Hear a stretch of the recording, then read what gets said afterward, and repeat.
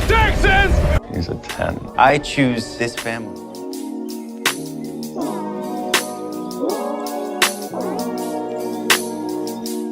Hi guys, welcome to episode 14 of 911 Lone Star Roundup. I'm one of your hosts, Grace, and with me are my lovely co-hosts, Katie. Hello, hello. And EJ. Howdy. How did you do, partners? Today we will be talking about the crossover. We will be discussing Season 2, Episode 3 of Lone Star, titled Hold the Line, and 911 Season 4, Episode 3, Future Tense. Of course, as always, the reminder that we aren't recapping the episodes, we're just talking about what has stood out to us, so like everything.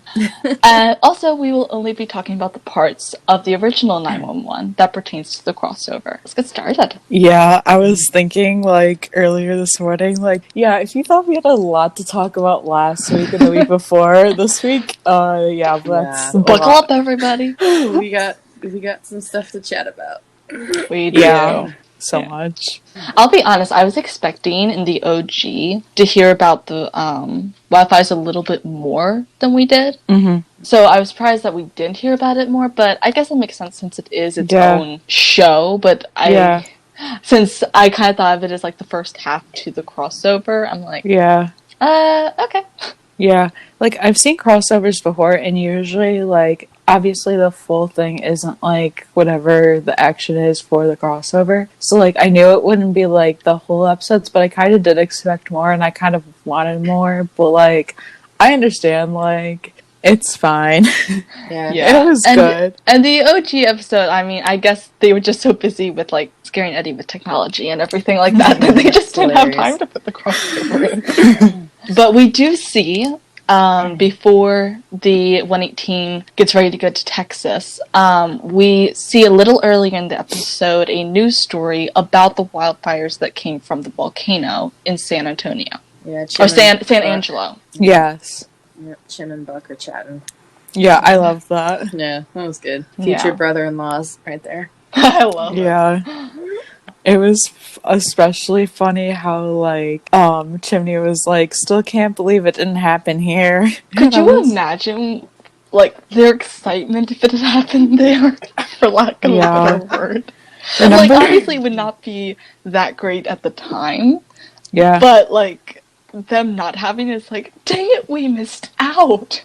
Yeah, remember I think I mentioned this episode before, but remember the episode where the meteor hits, the girl sitting on the couch or whatever? Yeah. And, then, Buck was going off about natural disasters, and she's like, wow, you really know a lot about those, and Eddie's like, yeah, Buck was at the pier when the tsunami hit, and I was like, that's what that kind of reminded me of when watching this. Oh, yeah. Reminded them once again. Didn't they say something like Buck's kind of interested in natural disasters or something? Yeah, in that episode. Yeah. And honestly, he's like a walking Google anyway, his weird facts that he just spouts off. So, it kind of really fits in with the character. But I thought that line from Chimney was just so funny. But also that leads me to, Google, if there's a volcano in California. Oh, yeah, there's plenty. Yeah. The whole West Coast is the West Coast is California, Oregon, Washington, Alaska. It's the Ring of Fire. We're part of the Ring of Fire. Yeah. Great! Me in New York can't relate. Me in Maryland where nothing... the weather only does something when it decides to fart. We have nothing happen here except the craziest. But also me looking to move to California. Okay. Yeah. It's we get blizzards this time of year, and see, we don't even get that. Yeah. We just had 6 inches of snow, and that's the most exciting thing that has happened in Maryland for years. Yeah, we can get so much. I live in the worst part of winter. But, weather-wise, but that's literally it. I feel but yeah, anyways, back. See, this is how the rest of the episode's going to be. We're just going to go. Okay, so right before we switch to Lone Star, we have Eddie and Buck, and we find out Hen prepping to head to Texas, along with other unnamed members of the cast. Yeah. I think I was surprised with how many people actually were preparing to go. Yeah. Yeah.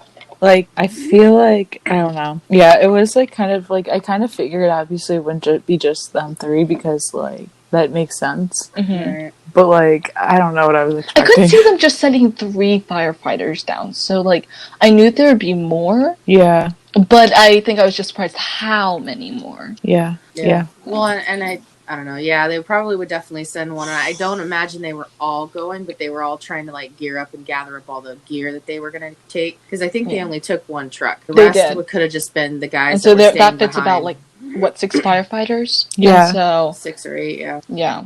Yeah. And like I like the way the crossover went, like structure wise, I liked it how it wasn't like too much like of like what's gonna happen. Like I liked how like halfway through they kind of were like, oh, this is coming, and then like a minute before, because then it leads in perfectly. It's like kind of like watching a movie rather than watching 2 different shows. Like you can tell it's like the same type of thing. Yeah. They had a very nice transition. And I love the interaction we get in like this 1 minute of the episode. Me too. Yeah. And like so it's near here, Buck being like, I've been on the list for special deployment ever since I joined the department. Yeah. And it's like, of course.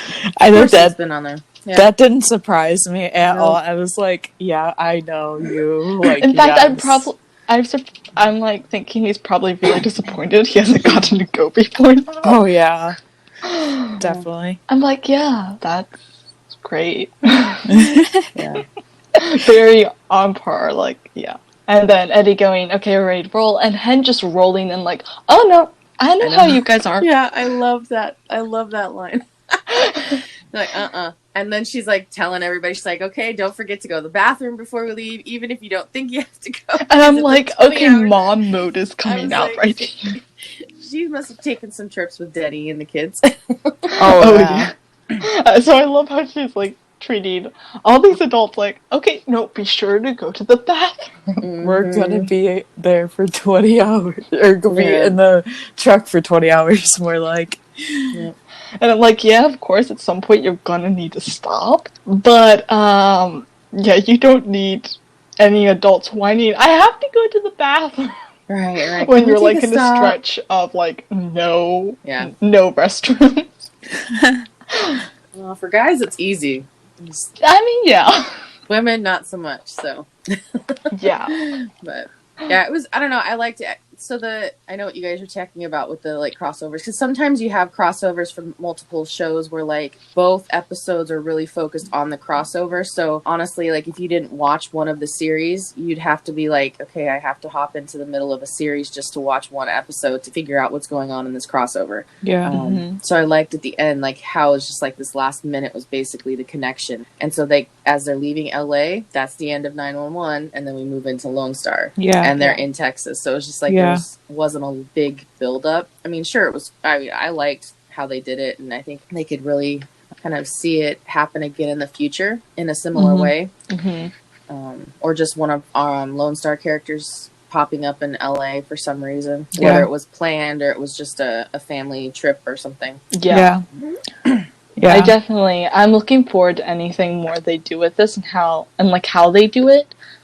But I'm also hoping they don't do it so often that it gets old. Yeah, I feel like it would be not impossible, nothing's impossible, but I feel like it'd be very hard to just do it randomly, because I feel like because one takes place in Texas and one takes place in LA, it's kind of hard to be like, oh, this person just randomly showed up. Like, it'd be kind of weird. I don't know, like, for at least me, I think it'd be a little weird. Yeah, like, if they were in the same state, that'd be one thing. Yeah. Like, if the 126 ends up in LA, I kind of feel, and I really like how they could do this, is if it's like a team vacation. Or, I know Owen would be someone like this, like a team bonding exercise. And they wind up having to help the 118. Yeah. Like, hey, you boys just gotta live without us. Yeah. But Lone Star. Lone Star, yes.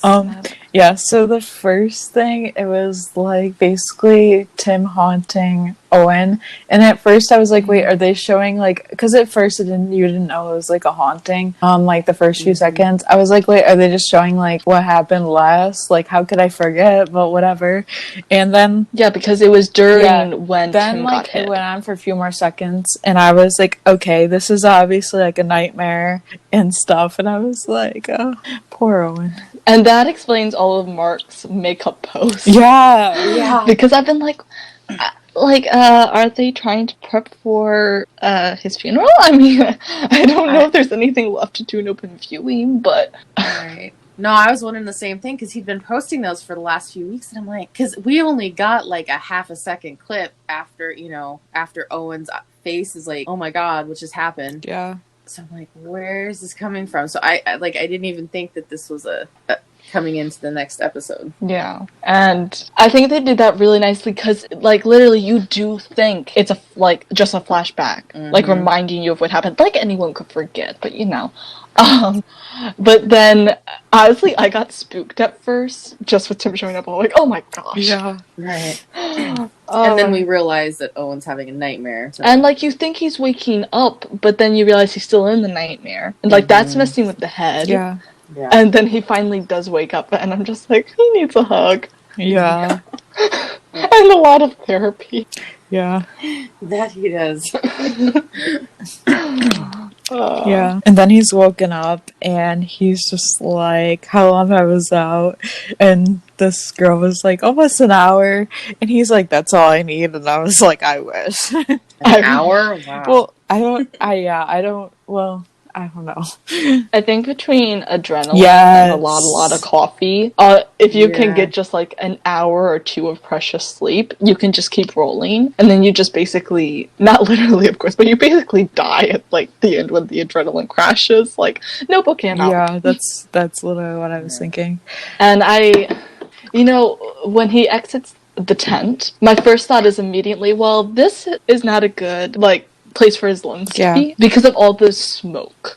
Right. Man, y'all, when we had all those fires from California and Washington, just Oregon burning, like, I was glad we had to wear masks outside because I could barely breathe this last year. The fires were so bad.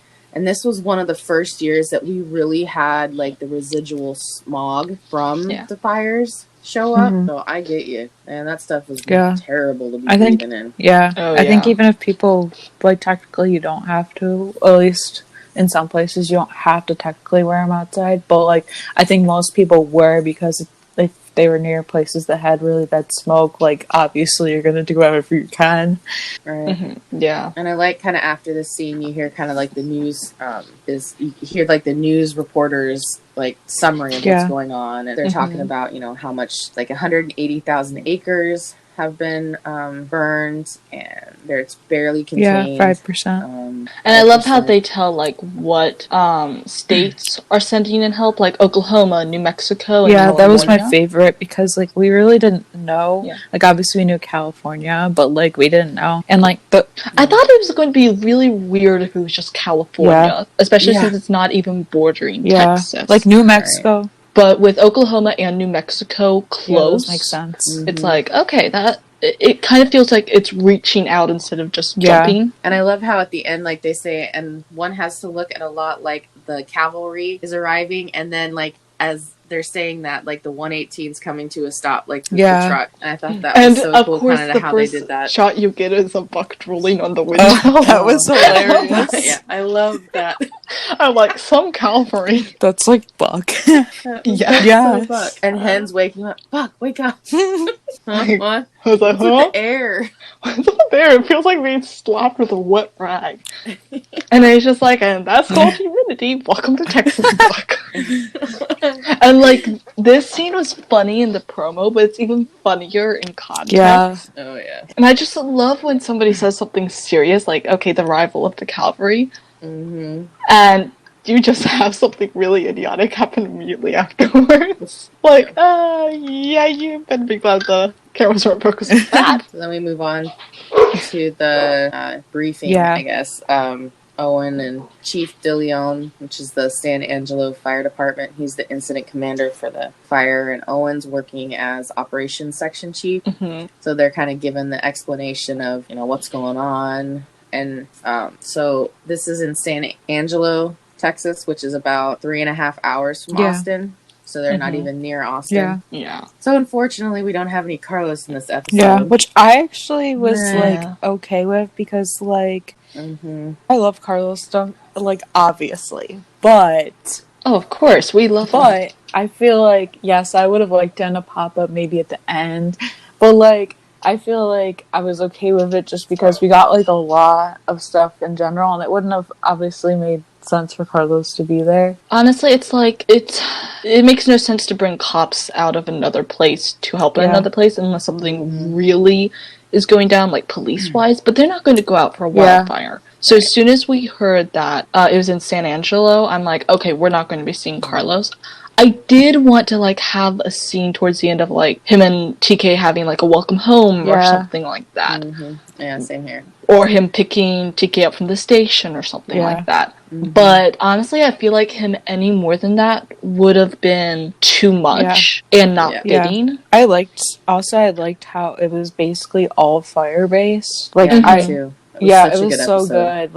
I honestly at this date it is my favorite episode, and I liked how focused it was on the 126 and stuff. Yes, there was other people there, and obviously Buck, Eddie, and Hen were there, but I liked how focused it was on that team in general. Mm-hmm. It was a crossover, but it was still on the 911 show, and so it still had a slight more focus on Lone Star, and the 118 meshed. I didn't think they'd mesh as well as they did. I figured they'd be great, but I didn't know it'd be that so good. But they just kind of slid into place. Oh my gosh, we'll get to where I can fangirl over some of the pairings and stuff like that. Yeah. But I'm utterly impressed with how it went. Yeah.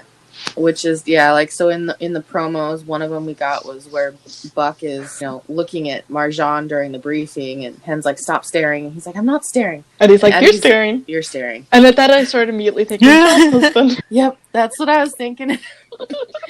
And then TK sees it, and he's tells Marjan, he's I think that guy's staring at you, and she just kind of glances over. Then I was oh yep, this is how it's gonna go. The one thing I wish that someone had said was just to explain that he was trying to figure out where he'd seen her from. Because the most you see is she'd be the guy who was being creepy earlier. Yeah. But I don't know, I'd be interested to see if there's anything more on that in any future crossovers. Yeah. Mm-hmm. But that's something I wish we'd gotten a little bit of closing, and the reluctance to follow back on Instagram. Oh no. Yeah. Oh my god. Yeah. Yeah, I know. We'll get there. Yeah. Yeah. Okay. Yeah. I jump ahead. Ourselves. There's so much.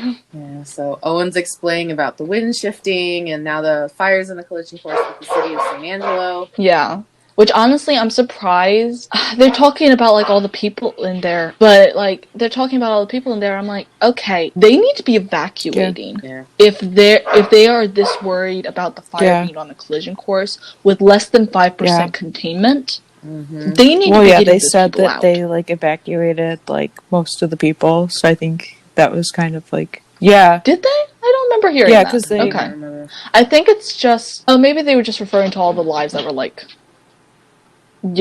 the houses and the buildings and the community, and and I think too, because they Owen was they were hoping for some weather to come in, but they couldn't depend on the weather to come in to help. Yeah, and you can't rely on weather because it could easily blow south for one thing, or just disappear, and it's no, it can't ever do that. And I still love this line just as much as I loved it in the promo, the one last shot to turn the tide. I'm so much inspiration. Oh yeah. Yes. We're gonna get you up on that fire line, and you're gonna cut heck. Yeah. Hell, but I'm forced to have it on my end. That was a really good scene. And then right at the tail end of the briefing, somebody comes up, we've got a problem, and then that's when Owen kind of shifts to a different scene where Owen's getting briefed that they find out there's 8 kids and a camp counselor at an at-risk camp kind of trapped. And like, I'm glad they focused on that, because I was really... We saw JJ, the kid who was on a solo, and like, we'll get to him later. But we saw him, he was the guy we saw trying to build a campfire at the end of the volcano episode. Yeah, and I was always wondering what happened to him. And I was glad they followed that. Mm-hmm. And also gave a lot more depth to what was happening with the at-risk kids camp and stuff like that. It made a lot of sense. Mm-hmm. And this is the part where, like, Owen's like, I thought everyone was evacuated. Or around. Obviously someone did not get the memo. So, like, that's where they kind of, like, said that, like, an evacuation already went in effect, which, that makes sense, obviously. It's the first thing you do. Yeah. I think I was thinking with the evacuation, like, in that sense, like, of any homes that were outside of the city or something like that. Like, that's why I didn't, like, equate it with the city. Yeah, because it's a San Angelo state park, so they were probably making sure people were out of the park area, like no campers and stuff. I don't know. It could be all of the above. And like, could be with this, I love Judd's moment of shining in here. Yes. Like basically when Owen's like getting briefed on the current situation, Judd's kind of like watching from behind, and I was watching him the whole time, being like, he knows. He's like, he's itching to get in there. You can see he's itching to like Paul might be like the observant one of the crew, but like Judd is kind of too, because like Judd knows like these things. Like, I'm sure he's seen a wildfire or two, and like he's like, okay, like what's happening, and he like wants to get in there. Yeah. I think so many. Oh, go on. I was just, in so many ways, Judd's like Owen's second in command. Yeah, I mean, he is. So he kind of has to be the extra set of eyes and ears for Owen. Yeah, and I liked, he was like, okay, firefighter, you're now strike team leader. And I'm like... Yeah, because they were trying to figure out how to get in there to rescue the people, and the idea of ATVs is brilliant. Yeah, so then Judd because like they're all terrain. Mm-hmm. Yeah, for a reason. Which is then we know he's like Judd's talking about like he grew up in woods much like those, and he's did the ATVs and they could get that in there because they couldn't get a fire truck up there. Yeah. Oh yeah. There's no doing that. Like, and then I love how like as soon as Judd is like, oh, the guy's like, oh, now you're strike team leader. And Marshall's like, hell, I'm in. Well, I'm in. And Paul's like, driving through the fire instead of digging a ditch? Sign me up. And I'm like, okay, that's a mood, though. Because I think you go into it in an emergency expecting to be doing all the rescuing and fighting fire, but you get sent to do something like dig a ditch. Right. And it's like, damn it. No. The not-so-glorious side of firefighting. And then, like, Owen's like, all right, 8-man team, take a medic, and you don't know what you're going to find up there. And Eddie's like, Eddie, yes, this is where Eddie comes in. I'm a medic. I'm a medic. And then, he introduces himself. Are you a paramedic? And he's like, yeah. He's like, no, because somebody's like, are you a paramedic? He's like, firefighter, but I was a medic in the army and on way more missions. And I went on a few missions that look like this. And I'm just kind of, that makes me think, I'm like, they had wildfires in Afghanistan. And I just had a moment of no. But no, not exactly like this. Well, he was going into things that was, the first different type of fire line. Yeah. No, I just had a moment when I heard that going. He dealt with a lot worse things than just a fire. Yeah. Yes.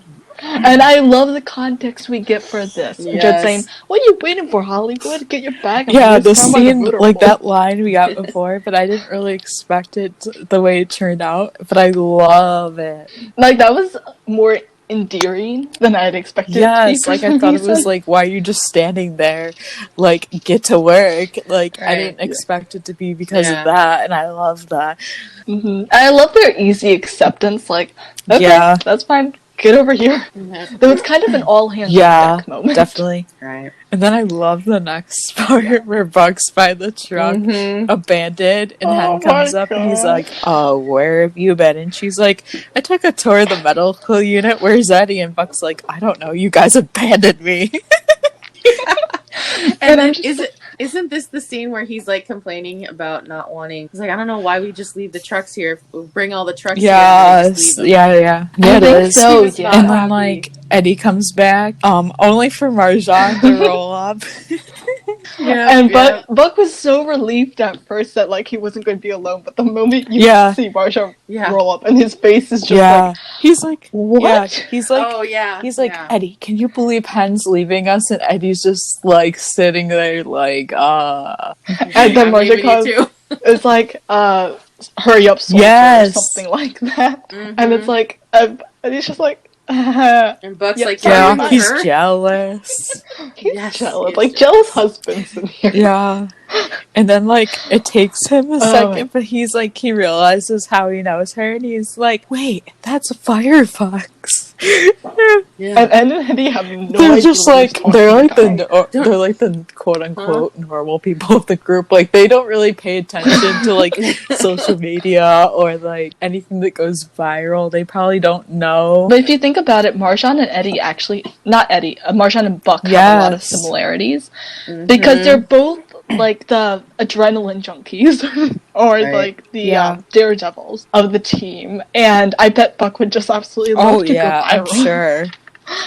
And so I think I'm not surprised, and I was thinking he recognized her from the videos, and it was like, that just makes so much sense that he follows her. I'm just surprised it took him a bit to recognize her. Yeah. And it's like she's gone viral like 5 times. Like the callbacks in these episodes were so good and unexpected, and I just loved it. I wasn't expecting as many as they were, so many, sure. and we'll like get to more of them later. But oh my god, so good. Yes. And then we get Owen again in the tent, and this time he is FaceTiming with Tommy. And I was wondering if she'd come in. Like, I think I was surprised she wasn't at the fire. Yeah, I wasn't surprised because I figured somebody had to be in Austin still. And I also felt that, like, just the way things ended in the last episode with Tim dying, like, she kind of probably would have had to stay there anyways. And, like, I don't know, I figured it wouldn't be, like, if she came, I felt like there would be more of a medical, like, focus, and I kind of didn't want that. So I liked how she was, like, she appeared in the episode, so it wasn't like she was gone, but, like, it wasn't like she was a focus and stuff, and I think we kind of needed that. I very much liked how focused on fire really was.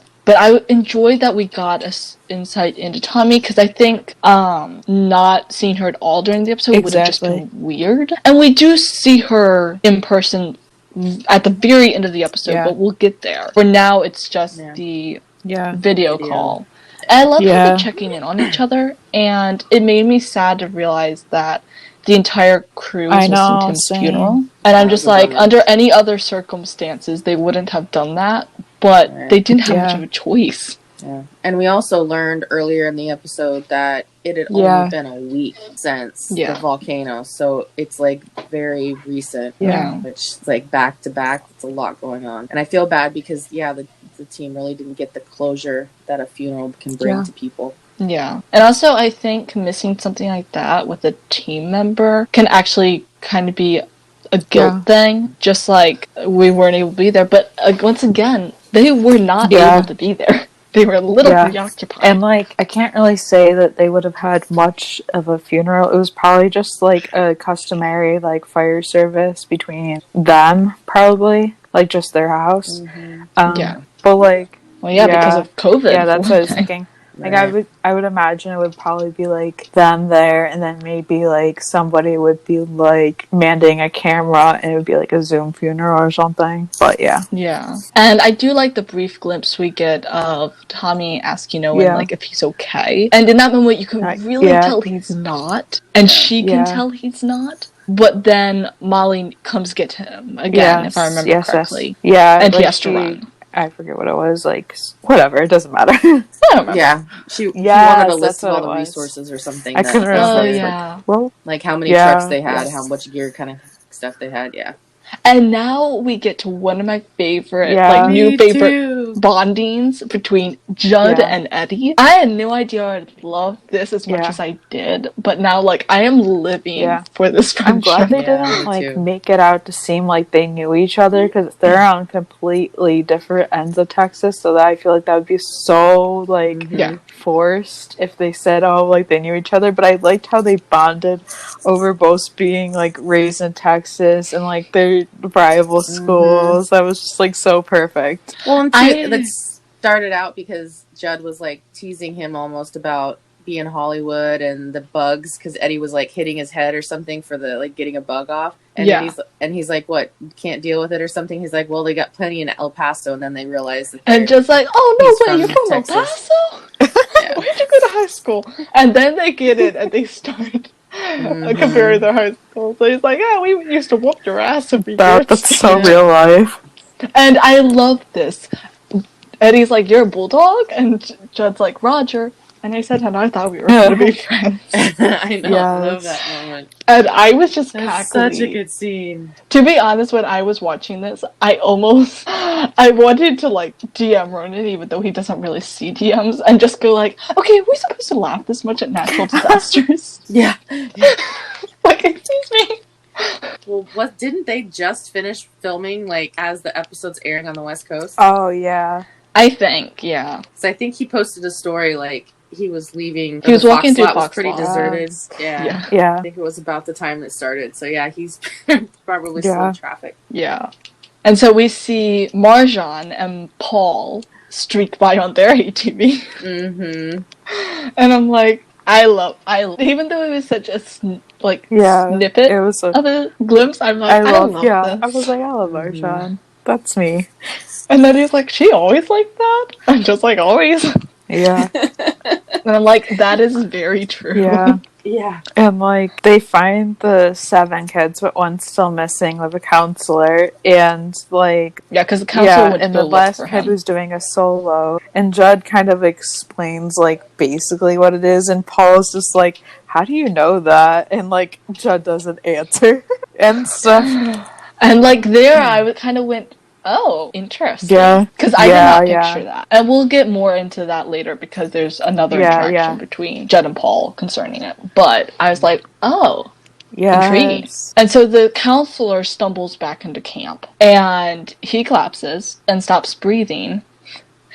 And that's where we see the medic side of Eddie. And I'm just kind of like, I'm living for this. Me too. We don't get a lot of that in 911. We don't. I'm like, Hen and Shim are the main paramedics, and yeah. Like, I think the one time we got a faint glimpse of it was during Awful People, the 5th episode of the second season. Yeah, we did get it then. Oh, the tsunami too. Yeah, we got that. But yeah, and I love how he just does an emergency medical procedure. Like, Marjan's just like.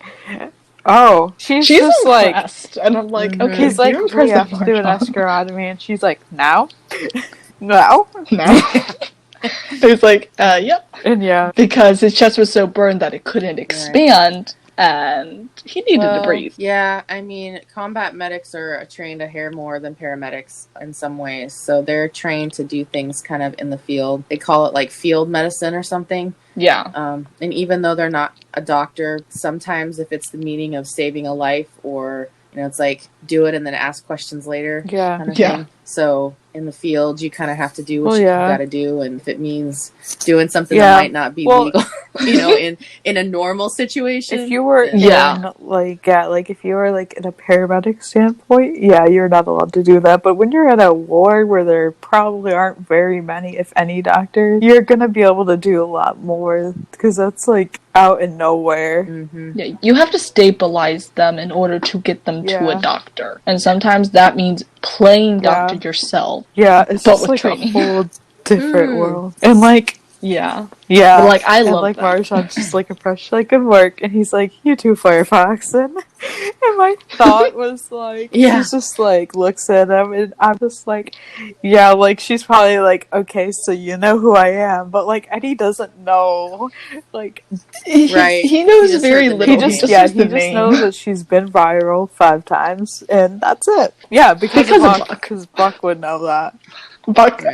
It probably has like every single detail of those Bible videos. Okay, memorized. the next part is literally my other. I have so many favorites. Oh my god, I love this part so much. Oh my It's gosh, Mateo, yes. TK, and Buck digging, and Mateo's like, "So LA, huh?" And Buck's like, "Yeah." He's like, "That's cool. I got a cousin in LA, Marvin. People say we look a lot alike, so maybe you know him." And if you don't know, wow, but like Marvin is Jules before Mateo. I love the parallel. So like, Yeah. And like if Athena had been there, maybe she would have recognized him because she was the one who arrested Marvin. Right. So in season 2, episode 1 and 2, Jules played Marvin, kind of a troubled kid stealing cars, and he ended up helping Athena rescue a guy because he hot-wired a cement truck. yeah.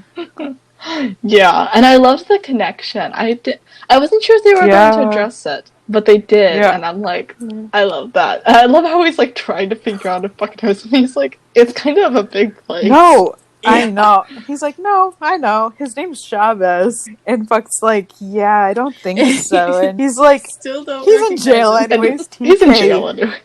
And TK's look like... Yeah, TK's just like, Mateo, shut up. I love Mateo. That's why I love Mateo, because he just like kind of goes out there and like, he's just like... He has no... Me though. Yes. And then they're like talking, Same. and this scene is just like this, it keeps giving... The competition. Mateo's like, I bet you get some crazy calls out there. Buck's just like, you have no idea. And TK's like, we get our fair share in Texas. And Mateo's like, ever get a call to Disneyland? And Buck's like, no, that's Orange County. Wrong county. And he's like, but LA, right? And I love how Buck just kind of seizes the moment. He's like, oh, we did get a call to an amusement park once. And to scale the Looper roller coaster. Guy was hanging on by his bare hands. And I actually wasn't expecting this. Because this is a throwback to Buck's first loss on the job. Yeah. And you can see that with, like, Mateo's going, oh, you saved a guy hanging from the roller coaster? And Buck's just like, he let go. Yeah. And then, like, TK, like, man, that's rough. I had a woman almost drown on me last year in less than a foot of water. She was trapped in a bus upside down in the middle of the street. It was wild, man. And Buck's like, we had a bus rescue. It wasn't upside down, though. Well, it was sticking out the 5th floor of an office. No way, that's insane. As we reenact the whole scene. And then TK just goes, oh my god, it's so good. And TK is just like, we just had an octovolcano last week, and I kind of want to stop him, like, okay, do you think he doesn't? Yeah, I saw. Then why do you think he's there? But Buck plays it off like he's like, oh yeah, I think I heard something about that on my Twitter feed. And I absolutely loved that, because it's kind of like, yep, that's kind of my role here right now. It's funny because it's like basically the whole time it's like them trying to outwit each other with their calls, be like, yeah, but we got this because we're in LA. Yeah, but we got some good stuff in Texas. Like it just goes back and forth, and it's like it's probably so on par with their one of my personalities. favorite parts of the episode. And I honestly didn't know how like Buck and TK would mesh, but I actually liked it a lot better than I was anticipating. I love it, honestly. I wasn't sure I would, but and especially the later scenes, like, I love it. Banter. In a joke, I would say, like, okay, so they're trying to compare, is like, who's going to drop pants first? Compare links, because honestly, that was like... That was the energy. I was like, that's what I was getting from. I was like, man, there. And to me, just in response to that, is like, well, Carlos would have a few things to say about that. Yeah, he would. Like, excuse me. Yeah, it was all fun and games. Oh, it was so funny. And then the car just comes crashing through the fire, and TK pushes Buck out of the way. And honestly, I saw this so much better in the episode than I did in the promo. Like, people were like, oh, TK pushed Buck out of the way, and I'm like, yeah, I didn't see it. And someone pushes somebody out of the way. Yeah, I didn't even notice that part of it. But I love how they think there's a driver, but the dog comes out. Yeah. The dog jumps out of the car. And I'm just like, okay, how'd the car get out of fire, driven, or not driven by the dog? The guys, his owners ran down and said that he must have hit the emergency brake, so that makes a lot of sense. Yeah, and I just love that. I was like, well, And the dog's just like so Yes, innocent. and the dog just jumps out and was like on top of a tail practically. And then like Buck and TK are just standing there. Buck was like, "So that was weird," and TK's just like, "Right." And TK was like, right? Love that. Yeah, me too. I love how in that scene they basically gave me the impression of like two halves of a brain, just kind of going, well, that was right? Oh, love that so much. Oh, epic. Alright, and let's see, what's the next? I think, isn't Eddie radioing to the medical tent Yes, about and the patient? Oh yeah, and the kid, like updating that they have Judd and Paul looking for JJ, who's the missing kid. I think he said, like, Hen's like, I thought you went up for 8 kids, and Eddie's like, well, we did, but we only found 7, and the counselor and they're out, Paul and Judd are out looking for the other one, and she's like, you guys got to put a clock on it. Yeah. Because it's getting dark and it shouldn't be out and after like dark. and then like after that we kind of get like Paul and Judd like looking for JJ, but also like Paul being like, hey man, you never told me how you know about those things, the solos. And Judd's just like, I didn't, did I? And Paul's usually the one that's like figuring things out, but he has no idea. And Paul's just like, just never pictured you as one of those at-risk camp kids. And Judd's like, why the hell not? Yeah, and Paul's like, fair point. But I want to know, like, okay, what led up to that? Like, what? Okay, we wanted Judd Begins episode. We wanted an Everybody Begins episode. Judd Begins, TK Begins, everyone begins, as I said before. Literally just... Yeah. Maybe we could just do a scene, like, every episode is a different Begins, because, like, I really want all these Begins episodes. Yeah. And so Hen suggests that they take a helicopter out to find the kid, and that's a really good thing, because going from the road, you won't see something that's in like a field. Right. And so Owen chooses to go out. And, like, from the promos, we all knew, or at least people who watch the promos, I know people who don't watch the promos, but from the promos, we all knew what this led up to, the copter going down. But, so I was just kind of like, alright, buckle up. Yeah. And then, like, Marja and Eddie are just, like, sitting there because... They're just chilling because they're told to. They're just cooling the heels. And like Marjan's just like, they're just whatever. And Marjan's like, yeah, do you hear a ding? And she's like, seriously, you want to follow me on Insta? And he's like, heard you put a lot of effort into it, was curious. You were. By this point, he's like his curiosity is killing him. Like, wait, what exactly is it she does? Right. And so I love the little exchange here, because so they trade Instagrams, and like they're showing off their last posts and stuff like that, and I just love the camaraderie here. Yeah. Well, and she makes the reference of like, your last post was like 9 months ago. He goes, yep. I don't know if it is. I feel like that would be like really like weird to reference somebody's last. I don't know. I just think that'd be really strange, but like. Especially the context I feel like it'd be really like it would but that is a coincidental at the very least. Coincidental drop. Yeah, I think it was coincidence, because I feel like that'd be like, this is not the right word, but I'm going to use it anyways. I feel like it'd be a little petty to just be like, yeah, you haven't been on social media in 9 months.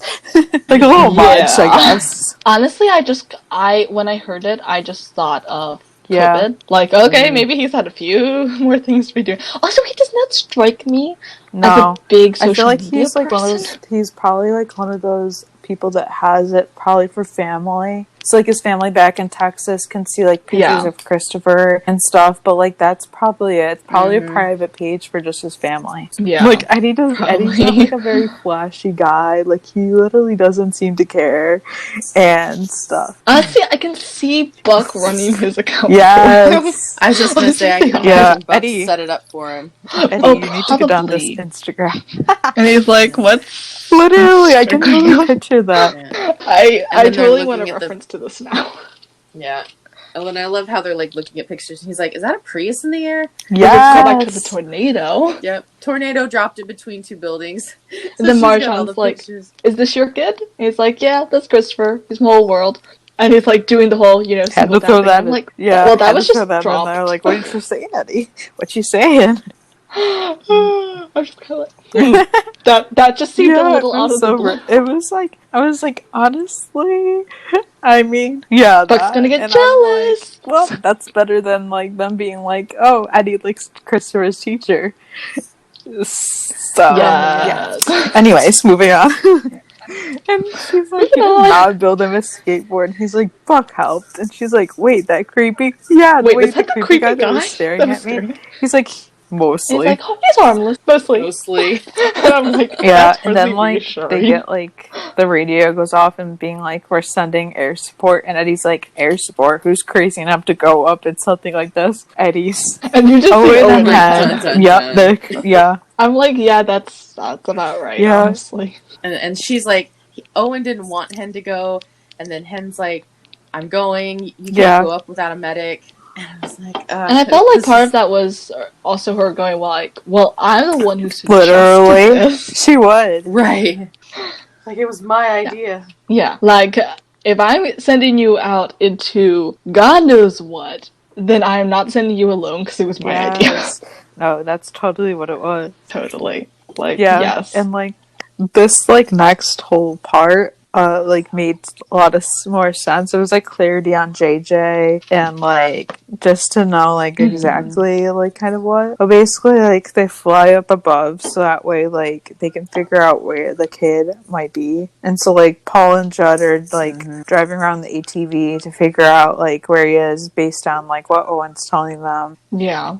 And the kid got caught in a bear trap, which honestly I was not expecting like, that, it made but a lot I of like sense, it. like as to why he wasn't running. Yeah, like a rusty old bear trap, that's not surprising to like have just laying out there. It's unfortunate, but it makes sense, and honestly, if he had kept running, or they may have never found him. Or he might have started running, and he was running after like the last episode ended, but then he probably got caught in the bear trap. I could also see that. They didn't really clarify that part of it, but like I could have.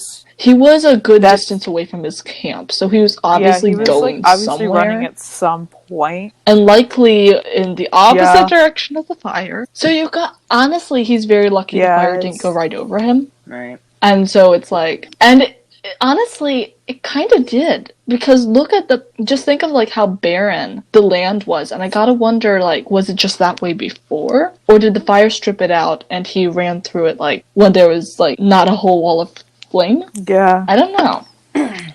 Doesn't matter, but just interesting to think about. Right. Yeah. And then from the chopper, Hen's like, nah, I'm sure you guys know how to do this, but and just like, no, please. All, like, it's like anything, help away. And yeah, so but then on the other hand, like we get the whole Judd talking to this kid. He's like trying to tell this kid that, you know, he's gonna get through, and then we learn a little more, and like Judd gets a little harsh with the kid. Honestly, I skipped through that scene. That was like the only one I didn't like of the entire episode. It was tough, but like I was just like, no, watching it, I was like, Judd, you really know how to talk to people. But I think like, he was trying to keep the kid awake, so I think like he's not gonna sweet talk him. Like that's not gonna keep the kid awake. So I kind of understood in a sense. No. The one question I have, because I skipped through, but I did see something. Did he hit the kid? Like that was the one thing that wasn't like violent. Yeah. It was just like kind of like it was kind of like a slap just to get him going, to wake him up. Yeah, and I think but honestly that surprised me. Like, okay, I was not expecting that. Well, it makes me think that this was how he was raised. Was you get a slap across the face if you don't do what you're told, and you know, and you're. So and these kids were kind of troubled kids, and we've already learned that you know he has some experience with this kind of camp situation. So it makes me think that like he was resorting back to what he'd learned. What's interesting with that is that we've already met Judd's dad, and so I'll be very interested to learn what else they have to like say about that, especially about perhaps a character who's already in the show. Or has already made an appearance. But, I don't know. It was very interesting. I did skip through it mostly, but I liked that Judd had, like, his appearance there. And then, like, the chopper goes down, which we all knew was happening, and the pilot says, Mayday, Mayday, we're going down, and that was that. I called it, though. It was the pilot. Yeah, it was. Yeah, like, I think I figured out the helicopter, but you called the pilot thing because we thought. I thought it was Owen. Yeah. Just the way they said it. Like the voices without any context sounded a little bit like Owen, but I'm like, no. If anyone, unless the pilot was injured, the person who'd be calling Mayday is the pilot. Right. So that's what I was figuring. But I felt bad. Like they're all watching it, but somehow TK, Buck, and I almost called him Jules. Mateo had no idea that even the helicopter crashed. I'm like, wow, were you guys that far honestly, apart? they probably didn't even know they'd gone up. Well, that and like they weren't anywhere near where they were. So like like because they were within the wooded areas, and Buck and TK and Mateo, they were still out digging ditches basically. Making a fire line. So I guess just it never got back to them that Owen had even went up, because I think they would have been a lot more concerned, and we would have heard something if they'd even known. And you'd probably hear TK like telling off his dad for going out. Well, mentally telling off his dad. He probably wouldn't do it while he was going up. Yeah, it'd be like, it's crazy going up there. Like, no, you're not.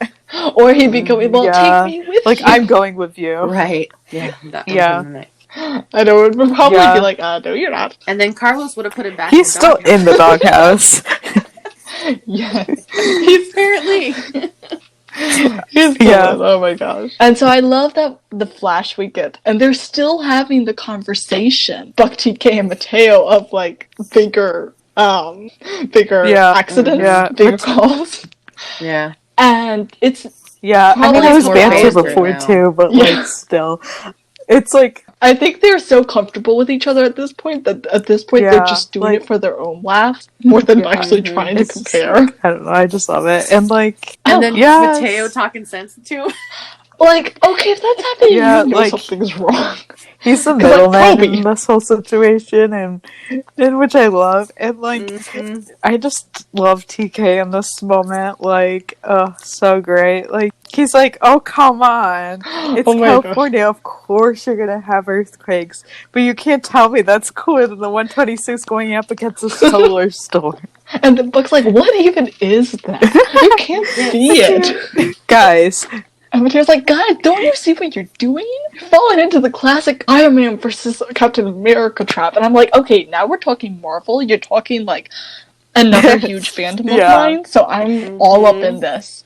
And he's like, is Captain America better because he's a super soldier with an indestructible shield? Or is Tony Stark better because he's a tech genius with a sick weaponized suit? Because, like, neither. He's better.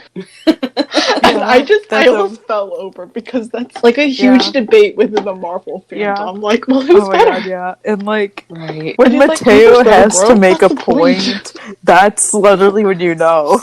That's when you start wanting to concern, because like, he's great, but since everybody else is like older or has more experience or something, usually he's the one getting made a point too. And so when he's making the point, it's kind of like when the youngest in a situation starts talking sense into like all of their older siblings. It's like, usually they're the one being talked sense into. Yeah, even if they don't literally comparing like the 118 and the 126 like being together. So it's just like so good. And then they come across Paul, Judd, Eddie, and Marjan. Yeah. Did I get everybody right? Okay. Yeah. Who are all, you know from before that something's wrong, and you can see something's wrong here. But they're riding like a high of playful banter, and they don't know what's wrong, so they don't see something's going on at first. And so like they tease them for taking the feet up, so to speak. And Marjan's like, oh, you didn't hear it, did you? And TK's like, hear what? And you can basically see the wheels turning in his head, like, oh no, what happened? Yeah, his face. Oh, I felt so bad for him. Yeah. Especially since, the only ones missing, well, from his team, I don't think they even knew him existed. They never, like, formally met. But the only one missing to him, was his dad, and he just kind of went like, oh, crap. It was just kind of that look, and I'm like, oh my gosh. I almost wanted to see him learning, like them showing that, but also I don't think my heart could have stood it. Like, I don't think he even, like, it would make sense if Owen wasn't there in that situation, if, like, the helicopter didn't go down, because he's basically, like, helping run this whole like thing, and he's not gonna be there technically. Yeah, but I think what I meant by that was like he's got everyone else accounted for except for Owen, and so he's immediately going to go like, oh no, what happened? Especially since they just lost a member of their crew, so they're like, they don't need another blow. Yeah, I love. I hate to say this, but I love TK mad. This is a joke. We know where the chopper went down. So why haven't you sent a rescue team out? And the chief's just like, as I said, the beacon is coming from 2 miles inside an active burn zone. It is not to send anybody up there in the dark. And just like, we'll go up there. We accept the risk. We ain't asking anybody else to go. And honestly, I get where the chief's coming from in this, because you lose 1 or 2 crews due to a bad call, because sending them out would be a bad call. That's just that's how it would be. For one thing, your ass is hauled in front of the board, and also you're going to be losing your teams. So I can see why he didn't. But I can also, I can relate with the rest of the crews right now. Just being like, okay, no, we want to go up there. It's like, at this point, it's emotional for them because they have loved ones up there. And, you can't just do that. You can't just, drive into or, go up to, a bird zone. And now you're just gonna come back in a body bag. Let's be real. Yeah. And, yeah, for sure. And, TK just understandably goes off to the deep end. He's like, they could be bleeding right now, dying. And I'm like, oh, poor TK. I know, I wanted to hug him like, baby. And honestly, with that, they... desperate. Oh, yeah. And like that, you don't know what's happened. As the chief said, we haven't had any cell or radio contact. They could have died in the crash. They could have died on impact. Yeah. Or they could have bled out already. Yeah. Mm-hmm. Or they could have burnt to a all crisp. True. So it's send a rescue/recovery team up into an active burn zone where they're going to have to send another recovery team to get that recovery team. Yeah, especially man. especially in the dark. The whole they're mess. not gonna do that as much as you'd want them to, and then TK just leaves. Oh. He just storms off. I know. I kind of felt like that was him arguing was the tiger claws, and then he's like, okay, I got to rein it in, and then he had to retract the claws because he had to storm out. He probably had to go before he said something he might lose his job for, honestly. To be honest. And before he got any further into the doghouse with the let's be honest. Before losing his job. And it's oh my gosh. So that scene, I thought TK storming out, and I called this one wrong. I thought him storming out was after they'd recovered Owen, and he couldn't stay in the medical tent or something like that. I thought that was what was happening. I wasn't expecting him to be mad. I don't think we've seen TK not mad like before. this. We've seen him upset. I think the closest we've gotten to an angry TK was maybe during the dinner scene, the failed dinner scene, or the bar scene where he got into a fight. Yeah. But even then, there were a lot of other this factors. was a whole other, whole other He level. was just mad. Mm-hmm. Yeah. Yeah, and then we kind of jump to Hen and Owen, and we find out she treated him a little and realized she thought he had a concussion, and the pilot survived, but he had quite a few injuries, so they had to carry him. They ended up taking shelter in an old mine. Oh yeah. And I loved Owen's comment about he pulls away all the board. He's like, no, I always go into danger, but I never see a sign that says it. And it's the sign that says danger, mine, danger, keep out, that kind of thing. And it's we were true though. Yeah. And actually they're running away from the more imminent danger into another kind of danger. And it's but honestly, that was their only option at that point. Especially since later on we see the chopper at another point, and it definitely looks like the fire went over it. They could not have stayed where they were. Mm-hmm. Especially not if they wanted to die of smoke inhalation. Yeah. Even before they burnt to a crisp. So I'm taking too much fun in describing how everybody's likely to die here. Oh my gosh. Yeah. And then we get back to TK on the phone, and he's like, okay, I will. I love you too. And at first I was like, okay, who are you talking to? And I was like, Carlos, and I was like, no, that would be weird. I was like, but like in the instant, No. like I'm not thinking that, and I'm like, it was probably most likely his mom, and he was just telling her like what happened or whatever and stuff. I feel like a conversation with Carlos in that point would have been, it would have had a lot of a different feel to it. This one was a little more like informing his mom what was happening. Like saying he'd keep her up to date, and telling her he loved her. I would have loved if we had seen like a call with Carlos. But honestly, it would not have made sense. It wouldn't have been like this. Like I could understand him like calling Carlos to like vent or be like, "This is happening," and Carlos calming him down. Yeah, and Carlos calming him down. But like this wouldn't make sense because "and I love you" wouldn't be said to him at this moment because this is like too subtle and stuff, and they're gonna make that like a huge deal. Yeah. They're making it sound like the first I love you and everything is like going to be a big thing, and I think I heard something about it even coming up soon. And they know the fandom would riot if we didn't get to see the first I love you between them. Especially because it's been asked so many times to Raphael and Ronan about who would say it, and both of them are kind of like not 100% sure they know who. I mean, I'm sure they do now, but I'm sure they do. And it would be like us fans would like totally riot if like we didn't get that opportunity to see it, and we just get like a half and like phone conversation on that point. Like the like fact of like "and I love you," I feel like that's just like fans being like it's gonna happen, but like nobody knows. Like obviously I know it's gonna happen eventually, but like I'm like, is it gonna happen soon? I don't know. Right. Like the only parameters we have that's what I mean. Like this season? I feel like people are just putting things out there and be like, this happens. How do you know? Because we honestly have no idea.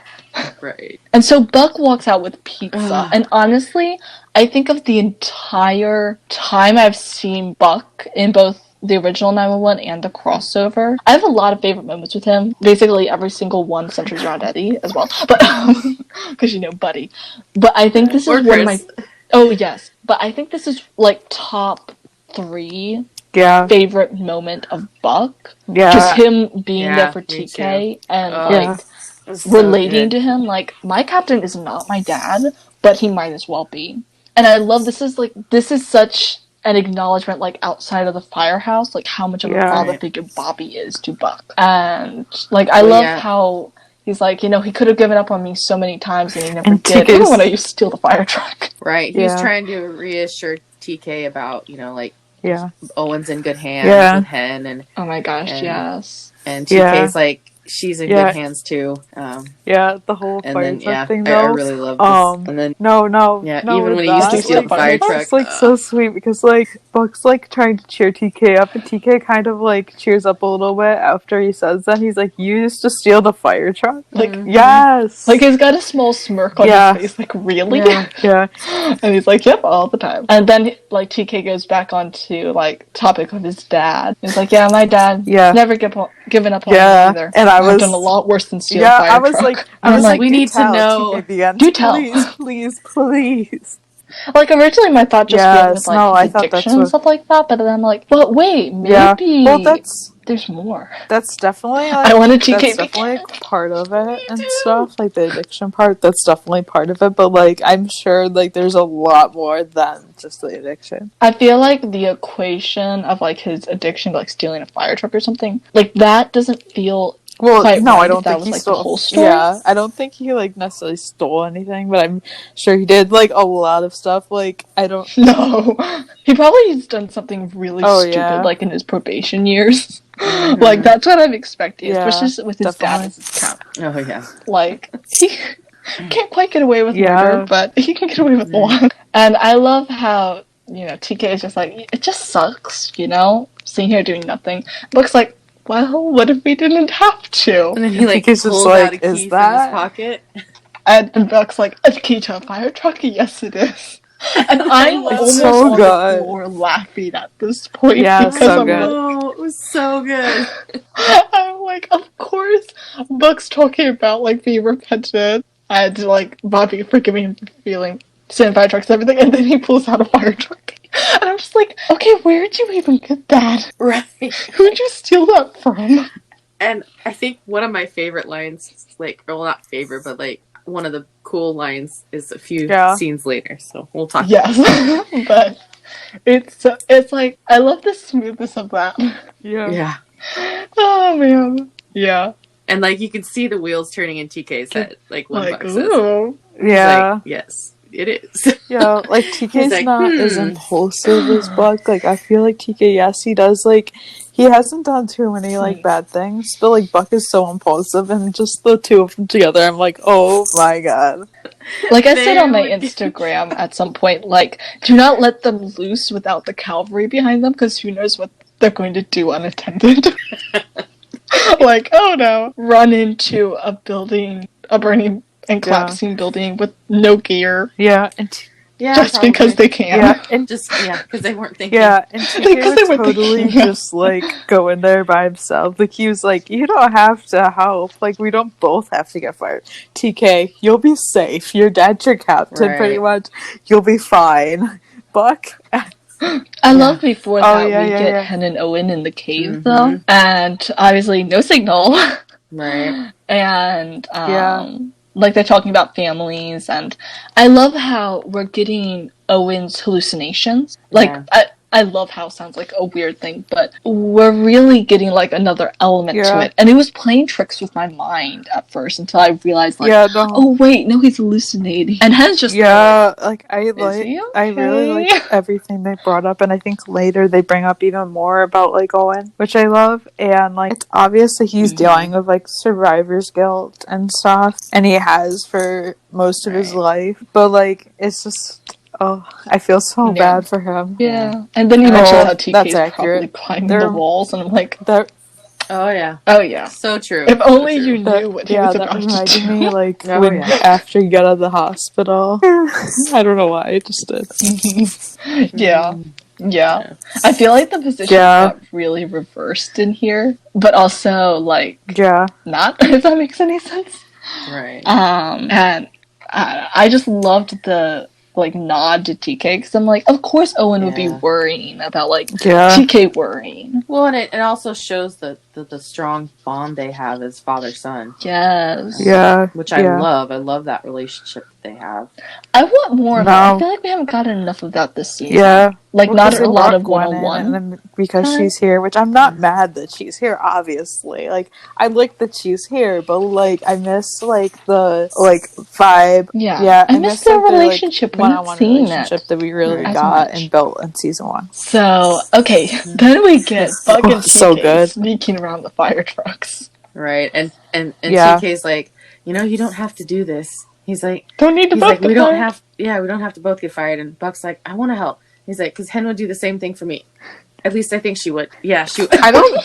He has to think.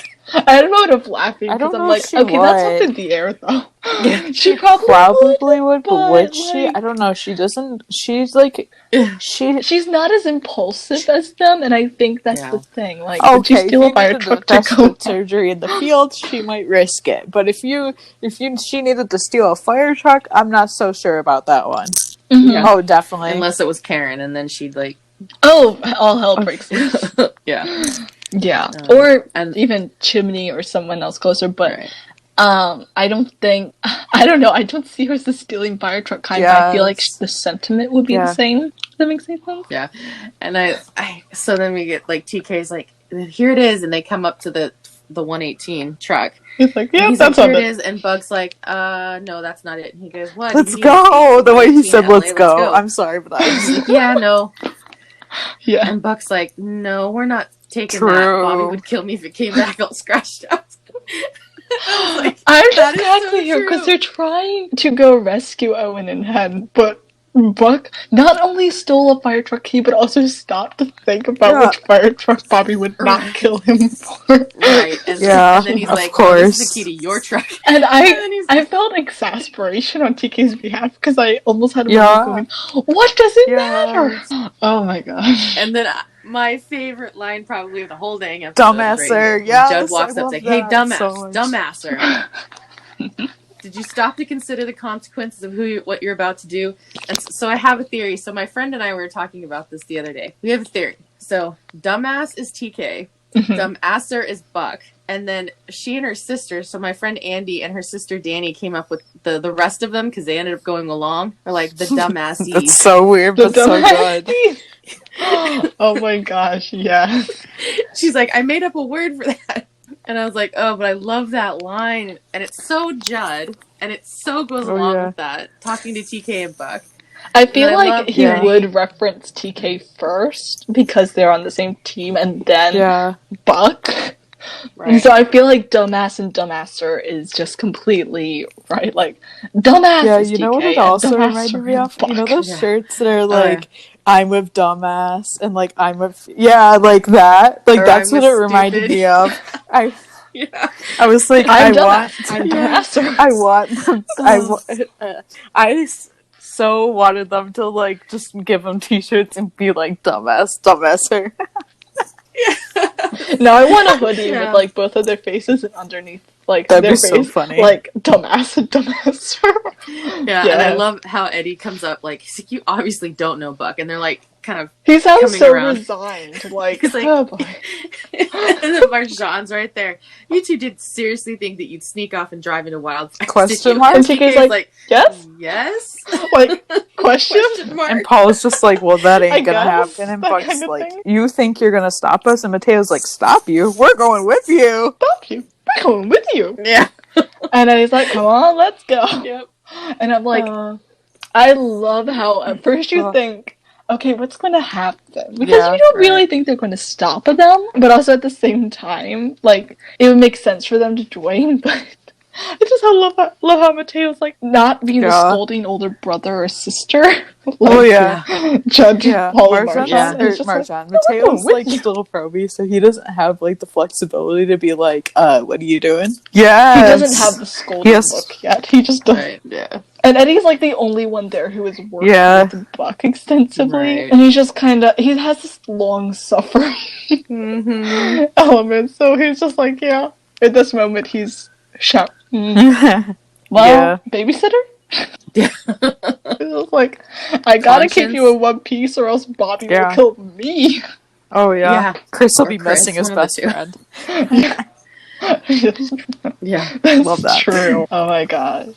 And then the firefighters, when the truck pulls out, the firefighters watching nearby, I think they just didn't know they weren't supposed to be going anywhere. They were too busy eating their pizza, to be honest. Right, yeah. They're probably like, wait, why are they taking, like, do they need supplies or something? And that probably... They're like, okay, that's odd. But they probably, I don't think it would cross anyone's mind unless they like completely knew the situation. But like the firefighters are like those firefighters are just like eating whatever. Moving on. And like, so this was my only thought. I was like, it's not like there's a cop to like patrol the area. So like this could have been the only spot that I could have seen Carlos being there, is like patrolling, like keeping, because that's how many fire trucks, somebody could easily sneak up and steal one. But like that's when the San Angelo police come in. Like if they were going to do that, and they aren't even there. I guess they just didn't think they had to worry about anything going missing. A bunch of fire trucks. Who's going to come up and steal a bunch of fire trucks, in the middle of the night? But I mean, the only thing you'd have to worry about is like ambulance and like drugs and stuff. But even then, I'm like, I don't know if there were any. How did you swipe a key? How did you do it? How did you swipe? Who did you swipe it from? Honestly, where did you swipe it? Like where the base is, where they're like watching this thing. Yeah, they probably just had the keys sitting there. Oh, probably. He probably just swiped it. Who did he steal it from? Well, yeah, because I had imagined there's like a board that says like what trucks are there. And then there's like hooks like with all the numbers. Oh yeah. And so he probably saw that the 126 was in the motor pool, so he just grabbed the key when somebody wasn't looking. Probably. Because they were all in the command center when they were talking earlier about, it's not fair and they should be going out. And because I don't think he'd be able to pick somebody's pocket without anyone knowing. And I'm like, also, who'd just have the keys lying around in their pocket? Like, Owen would be the one likely to have that. And like, well, that wouldn't help anybody. So I Right. think the idea of like a board with the keys is probably like Yeah. right, because And like what other so my option? next like this is a different favorite, but like one of my next like favorites is like Owen and Hen like talking and stuff, and like it's so emotional but it's so good. Like they're basically like breathing in oxygen because obviously they're like sitting in this mine where they shouldn't necessarily be in like normal circumstances, and like Owen like basically talk well because like Ken like kind of figures out that like something's wrong with Owen and that he probably lost somebody because he's like at one point he was like shut up to the ghost of Tim, Which to him was just him screaming at the back of or the he line. would be And like so looking, obviously she's like concerned. not at her Yeah. but like a little bit away from her because that's where Tim, the ghost of Tim, was and stuff. And yeah, and like Owen was like the people who didn't make it, or yeah, the people who didn't make it couldn't fit in this mine shaft, but recently a paramedic got killed not 2 feet away from you, and away from me, and I was like, oh my god. Yeah. Yes. Severe And survivors. like, Owen's like just yeah. like, after that, he's just like, yeah, it just pisses me off. I lost 14 brothers on 9/11. We all went into the tower, but I'm the only one who walked out. I've never admitted this to anyone. I've never forgiven them, and I'm just like, oof, that, ugh. Like, that was, like, I liked how he mentioned it in this moment, because, like, otherwise, I don't think we would have gotten the full picture, and I'm sure we will eventually, but, like, I liked that he was telling Hen this, because she's had many losses. She did mention, like, how she, like, killed a 16-year-old girl with her ambulance, which we saw last season on 911. Mm-hmm. Yeah. Honestly, I didn't know the girl was that I thought young, she would have so that maybe took been me by 18 surprise. or whatever. Like Yeah, the only reason I was 21 at the the only reason I was thinking 18 Like, she was because like she obviously was young. like going to like some type of like musical thing, and I thought like it was for I thought it was maybe like she was college first thing, cello, like she was I like believe. auditioning for college because they didn't give much information about it. So that's like what I thought, but yeah. Yeah. Yes, A lot and of like connections throwbacks and like different things. Mm-hmm. And like Hen's just like, you got a lot of guilt about it, and Owen's like, I got a lot of guilt over everything, over surviving, over forcing my son to follow in my footsteps, over the failure of my marriage, over telling this all to a complete stranger. I'm like, that last part is just like, oh my god, Owen. And I'm just, and like that's relatable though. Yeah.